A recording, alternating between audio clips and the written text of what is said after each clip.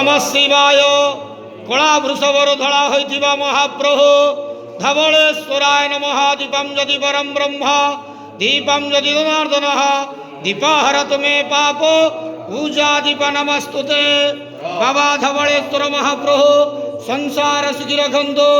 आज पवित्र बकुल अमावास्या शुभ सोमवार रे समस्त श्रद्धालु भक्त मान को आशीर्वाद करंतु। मनस्कामना पूर्ण करंतु। कर्मक्षेत्र उन्नति करंतु। ग्रह इष्टमान खंडन करंतु। जगतर मंगल करंतु। विश्वर कल्याण करंतु। आपणकर नाम प्रकाश करंतु। सेवकर डाक श्रवण करंतु। समस्त गुआवसा भक्त मानकर मनस्कामना पूर्ण करंतु। बाबा धवलेश्वराय नमो नमः। संसार सुखी रखंतु आनंद जवार हरि बोलो। आज पवित्र बकुल अमावास्या रे समस्त श्रद्धालु भक्त मानक आशीर्वाद करंतु आनंद जवार हरि।